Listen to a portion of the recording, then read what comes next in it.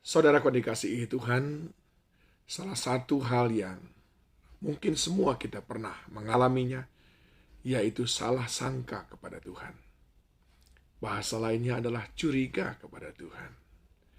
Nah, mengapa? Biasanya itu terjadi karena mungkin dalam penantian yang sudah cukup lama, kita belum juga mendapatkan apa yang kita harapkan, yang kita doakan, atau mungkin karena selama ini kita sudah melakukan segala sesuatu habis-habisan untuk Tuhan dan umatnya, tetapi justru kesulitan dan penderitaan, fitnah yang menjadi balasannya. Atau juga ketika kita melihat ada orang lain yang sebetulnya hidupnya tidak lebih baik di mata Tuhan dibanding kita, tapi justru mereka yang seakan-akan lebih diberkati oleh Tuhan. Nah, dalam hal ini ada timbul kemungkinan kita salah sangka kepada Tuhan. Hal yang sama pernah dialami oleh bangsa Israel di dalam Yesaya 40 ayat yang ke-27. Mengapa engkau berkata demikian, hai Yakub, dan berkata begini, hai Israel, hidupku tersembunyi dari Tuhan, dan hakku tidak diperhatikan Allahku. Kita merasa bahwa kita tidak diperhatikan oleh Tuhan. Kita merasa seperti hidup kita ini kayak nggak ada di dalam radarnya Tuhan. Itu yang pernah dirasakan oleh bangsa Israel ketika mereka dibuang selama 70 tahun. Tapi yang benar apa, saudaraku? Benarkah Tuhan melupakan kita? Pernahkah Tuhan meninggalkan kita? Tidak, saudara. Perhatikan ayat berikutnya. Ayat 28. Tidakkah kau tahu dan tidakkah kau dengar? Tuhan ialah Allah kekal, yang menciptakan bumi dari ujung ke ujung. Ia tidak menjadi lelah dan tidak menjadi lesu, tidak terduga pengertiannya. Kita perlu memiliki pengenalan akan Tuhan, supaya kita tidak salah sangka kepada Tuhan. Pengenalan yang pertama adalah kita harus mengerti bahwa Tuhan kita adalah Tuhan yang tidak pernah lelah. Sekalipun yang kita lakukan jauh daripada apa yang Tuhan harapkan, Tuhan tidak pernah lelah mencintaimu, mengasihimu. Tuhan tidak pernah lelah menantikan kita untuk datang kembali dalam pertobatan dan merendahkan diri kita di hadapannya.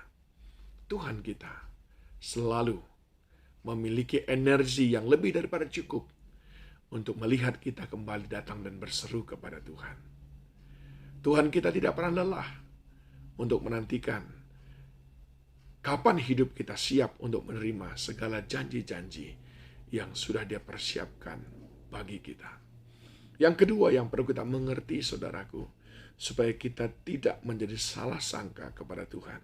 Ayat 29. Dia memberi kekuatan kepada yang lelah dan menambah semangat kepada yang tidak berdaya. Artinya, Tuhan kita adalah Tuhan yang penuh belas kasih sayang. Dia Tuhan yang memperhatikan kita. Dia memberi kekuatan kepada yang lelah. Tidak dibiarkannya, tidak diejeknya ketika saudara merasa tertatih-tatih dalam melewati kehidupan ini. Tapi Dia menantikan saudara untuk mengangkat tangan dan berseru kepadanya, Tuhan limpahkan aku kekuatan yang baru. Bahkan Dia menambah semangat ketika sekeliling saudara seakan-akan melemahkan. Bagaimana cara Tuhan memberikan kita semangat? Lewat firman-Nya. Ketika kita membaca firman-Nya, dikenyangkan diri kita dengan firman-Nya, kebenaran-kebenarannya. Bukankah Daud berkata, janjimu itu menghiburkan hatiku. Firman Allah adalah kekuatan. Injil Allah adalah kekuatan bagi kita. Dan Dia mau memberikan kekuatan itu kepada orang yang lemah. Sadarilah itu, saudaraku.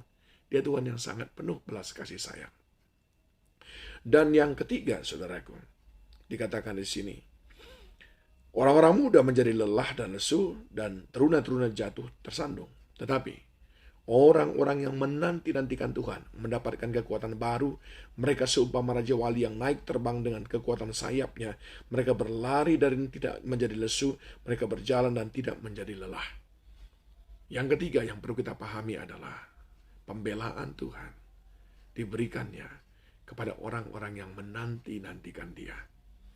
Penyertaan Tuhan diberikannya kepada orang yang menanti-nantikan Dia.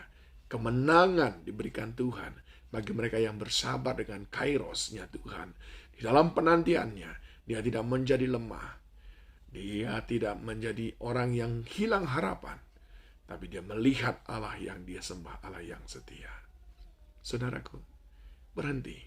Salah duga, salah sangka, mereka-rekakan hal yang buruk terhadap Tuhan. Dia adalah Allah yang setia. Dia adalah Tuhan yang menyertai hidup kita, yang padanya tidak ada yang mustahil. Segala bumi diciptakannya. Dia Tuhan yang tidak pernah lelah atas hidup kita. Dan dia Tuhan yang memberi kekuatan dan memberikan kemenangan bagi orang yang menanti-nantikan Dia. Tuhan Yesus memberkati saudara sekalian.